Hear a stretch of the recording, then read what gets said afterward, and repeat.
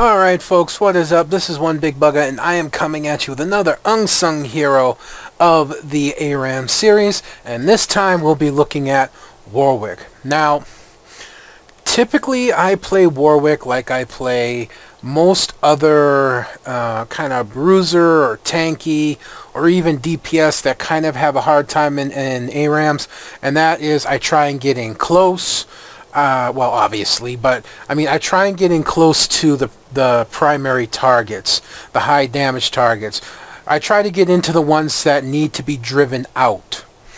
You know, I just try and be a bully. I try and get into the lane and just push them back in a way and say, you know, get out of the fight. However, I have also found another use for Warwick in this game.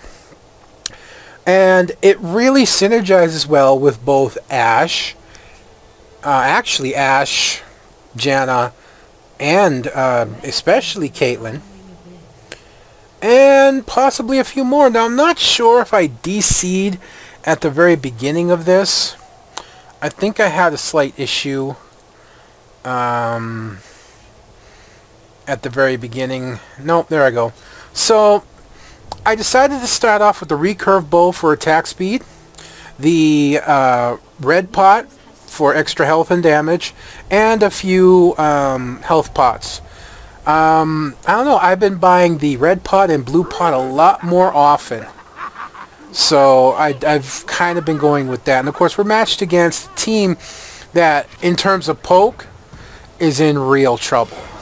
Zed, Fiora, Eve.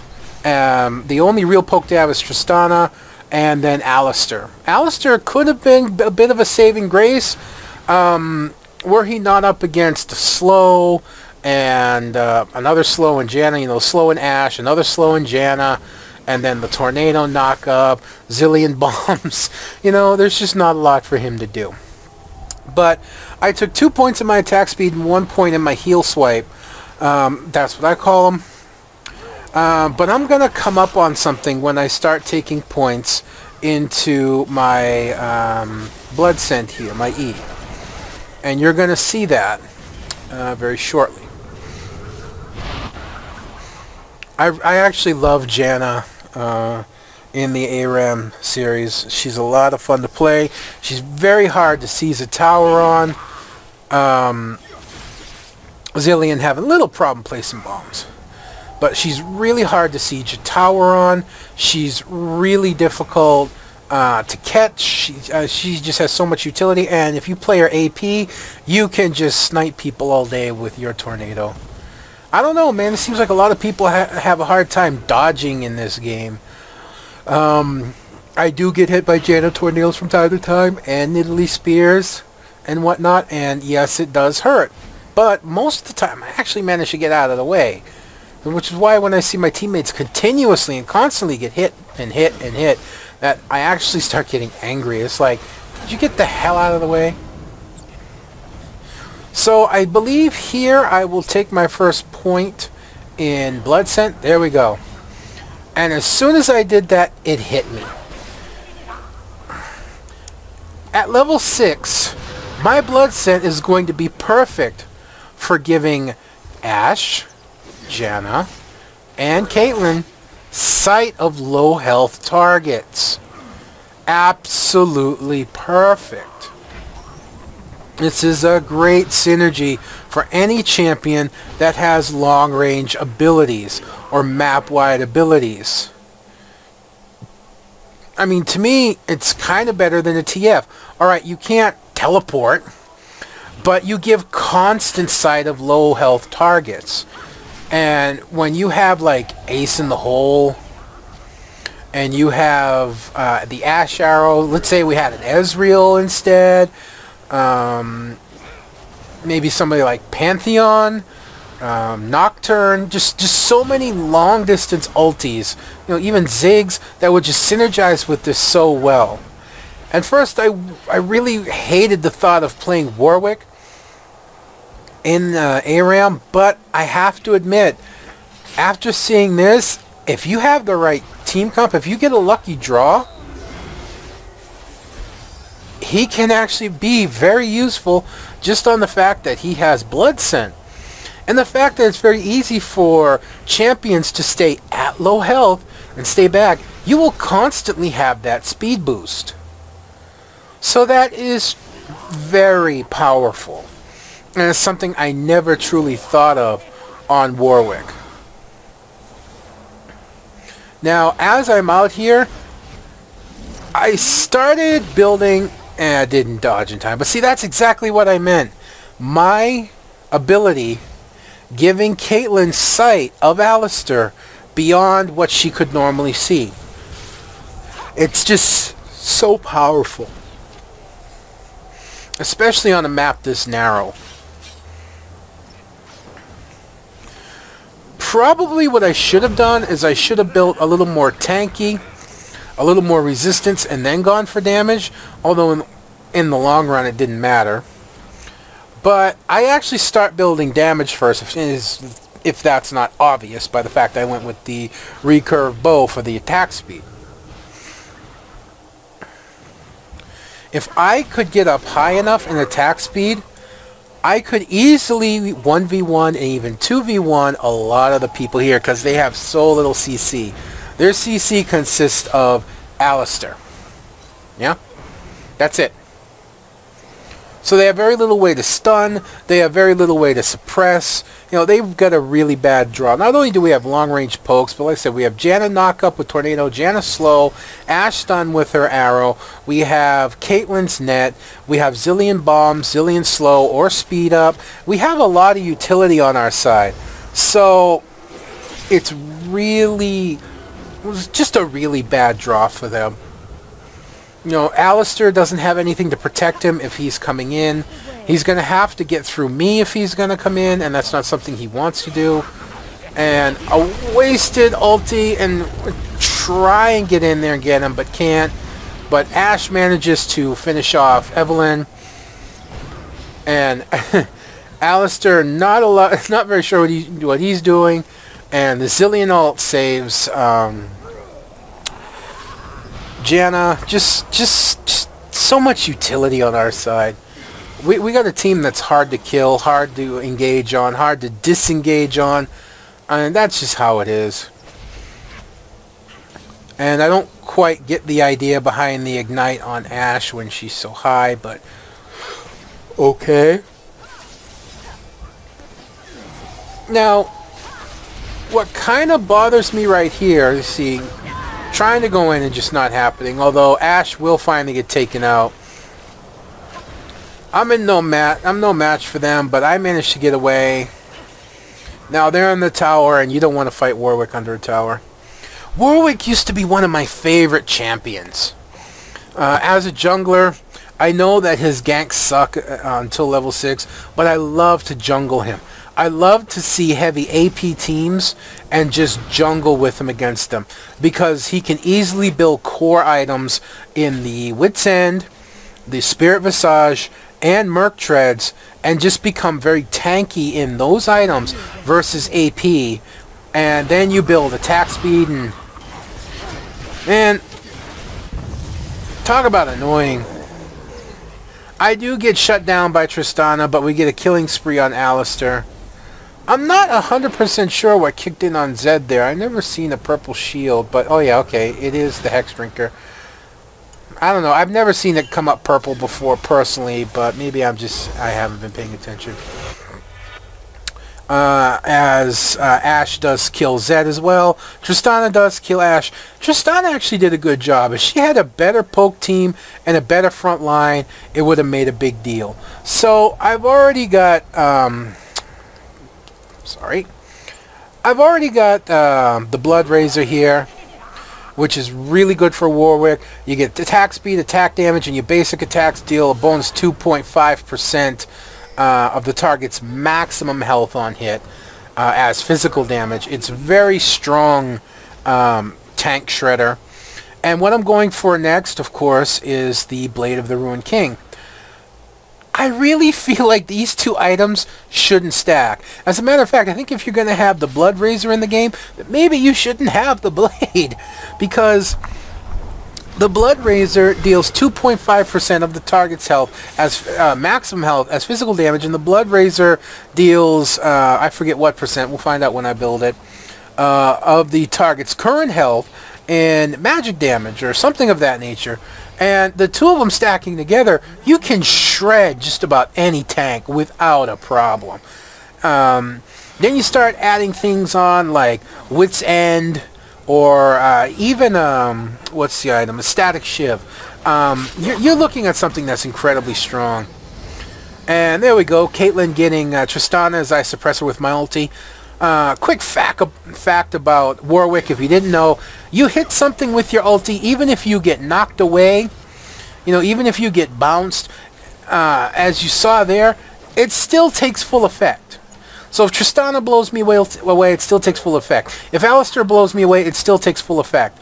You know, so even if you stop Warwick, it usually takes full effect. I think there are some instances where you can be knocked out of it and the person will be freed, but I'm not 100% sure. Pardon me, I'm a little tired. I'm not 100% sure if that's true. I just know that anytime I got knocked out of my ulti in this one, it still suppressed the target. And Tristana just wants to go frickin' ham. And then I realize I really shouldn't be back this far because my team's being picked on. So I dive back into the tower. The Zillion ult helps. As we do get Fiora, I go into the fight still, and God, all that shielding, shields on Zed. I could have killed him, but all those shields, man, just too much. And there we go. Caitlyn picks off Zed because Zed doesn't know how to step sideways. That's another problem I have with ARAM. You know what? Honestly, people, if you're against a Nidalee, if you're against a Caitlyn, if you're against anyone that has a directed skill shot, learn to walk sideways. Learn to walk at an angle. There are so many people out there that play that get Nidalee, that get Caitlyn, that don't know how to lead a target. They shoot for where you are, or they shoot in a straight line of where you're going. Learn to get quicker reactions. Learn to, you know, just learn to not walk in a straight line, which is exactly what that Zed did there. He continued to walk in a straight line even after Caitlyn set up to hit him with the Peacemaker. If he saw Caitlyn step forward like that and throw her arm out, that's an easy signal to step sideways. And you got a 50-50 shot that she's not aiming in that direction. You know? And Eve gets way too close, and I managed to pick her off with my ulti. But as I was saying earlier, Warwick, you know, is just one of my favorite junglers. He can hit that stride. There's a lot of champions out there that have that stride. Master Yi, when he hits the Master Yi stride. Aurelia, when she hits Aurelia stride. Riven, Trendemir. They hit almost that unkillable state, you know? A state where they can just wreck your entire team. You know, they get to that hyper carry point. I don't quite get that. It was a nice try, but still just not enough. That wasn't very good of me. And Zillion ult kind of wasted on Ashe, but still, I suppose better safe than sorry. But Warwick can hit that point. He can hit that point where he becomes almost unkillable. And I find that in an even item-for-item build, of everyone I just mentioned, he can beat all of them. He can beat Master Yi. He can beat Trendemir. He can beat Olaf. He can beat Aurelia. He can beat all of them in a straight-up fight. And I did get the kill, but a flash or a knockback or something knocked me way back into the team. I think it was a flash that carried me along with them. But blow for blow, item for item, Alistair managing to rescue Janna. But blow for blow, item for item, Warwick can beat any other hyper bruisers, I like to call them, hyper damage, just based on the fact that he heals per hit. That's just nuts. You know, his passive, healing per hit, plus his attack speed, he's just that much stronger than when it comes to Master Yi. So if you put the same items on Warwick and you put the that Master Yi has, let's say, you know, just for argument's sake, a Bloodthirster, a Blade of the Ruined King, let's see, couple Phantom Dancers maybe, and let's just say, you know, you have the Berserker Greaves. So let's say you have those items on Warwick and Master Yi. Master Yi uses his ulti, and then Warwick comes in and they face off head to head. Warwick will win that fight. The same thing can be said for against Tryndamere. The same thing can be said for pretty much any hyper carry. Aurelia, Riven, it doesn't matter. Warwick can beat them. And a lot of it, in truth, can come down to when you use your ulti. You know, if you're against a Master Yi, use your ulti. Oh, I wanted that kill, but no luck. But we get Ashe a double kill out of it. Oh, sorry, triple kill. But, like, if you're against a Tryndamere, when Tryndamere goes into his Endless Rage, hit him with your ulti and delay that time. Master Yi, if he's starting to get ahead of you in his ulti, hit him with your ulti and suppress him and delay his time.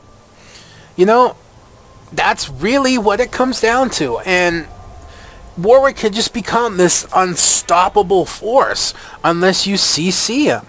Now, it doesn't happen in this game, obviously. In this game, it's all about the rest of my team, but don't know where the Zillion ult was. Probably on cooldown. Yeah, I was still on cooldown. So, my team, low health, is finally going to get shut down to a point. Janna's still getting out. Zillion's just being ballsy, and ooh, I had my ulti. If I could have gotten a little closer, Eve would have died there, but I was too far back. I was hoping they would go for the tower dive. I do get slowed there, but she's gonna get out. Oh, I'm sorry. No, I thought she managed to get away, but no, she didn't. Alistair trying to tank the tower, that's not really the smartest thing. I have enough to just harass and hold this tower, and oh, Eve just barely makes it. They tanked way too much tower damage. Way, way, way too much tower damage. And now they have little hope. Now, yeah, Ashe does get blown up, and I'm going to get blown up there. But it's not going to matter in the long run. It's a couple nice plays by the other team. There's no denying that. A couple stupid plays on my team side. There's no denying that. But in the long run, we're 27 kills to 16. We're almost 40,000 gold to a little over, to about 36.5. And in the long run, that's just going to mean the other team's going to lose. You know, one more good engage, one more knocking them down, and that's going to be the end of it. So I have Berserker's Greaves. I have the Blade of the Ruined King, which passive deals 5% of the target's current health in... Oh, I'm sorry, it's bonus physical damage. And this one is bonus magic damage. So that's why they stack. One is 2.5% of the target's maximum health as magic damage, and the other one is 5% of the target's current health in physical damage. So that's kind of why they stack. You know, because they are different. And don't know what Eve was trying to accomplish there, but it didn't work. I don't think I needed to waste my ulti on her. I think we would have killed her regardless. So that was kind of a dumb move on my part, but it's not going to matter. You know, and there we go again. The blood scent just giving us vision. You can't hide in the bush. You're in serious danger of Ashe arrows, and you're in serious danger of Janna tornadoes and of Caitlyn ultis. It's a great synergy for my team, and there's so many more that it can work with. It's really amazing. Alistair going in, trying to get something, not going to happen. And I get knocked away by Tristana. There's the Ashe arrow on Eve. Zed wants to go in, and I'm going to come after him, peel off. Basically what I'm doing is I'm trying to be a front force right now. I'm trying to be that guy that gets up there and you basically know, well, you know what? I can't mess with them because this guy's going to come in and shred me if I do. But there we go. There's the ace. We get the inhibitor. And that was actually a really good move by Janna.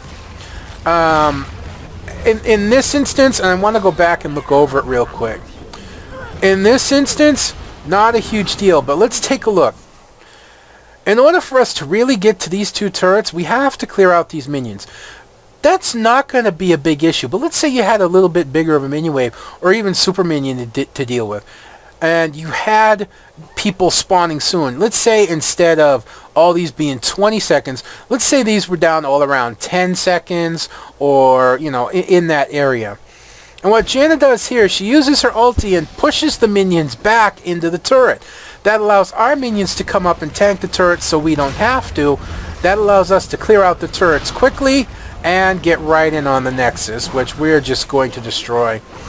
And despite the play swap there, Alistair is still suppressed. And there we go. A very quick game, just slightly under 20 minutes. You know, 35 to 16. We had a very strong team in terms of our makeup, and just having my blood scent gave us constant vision of the other team when they got into low health, with very little healing that they were able to do through Alistair and through the sigils. So in the long run, it really went against them. So if you draw Warwick in ARAM, don't be down. He can be very strong, and he can be very useful. If you have teammates that have long-range pokes, or long-range ultis, like an Ezreal, a Caitlyn, an Ashe, a Ziggs, even a Nidalee, who, you know, doesn't have long-range ultis, but her spear goes beyond her vision. And even that can mean the difference between hitting it and killing someone and missing because you misjudged.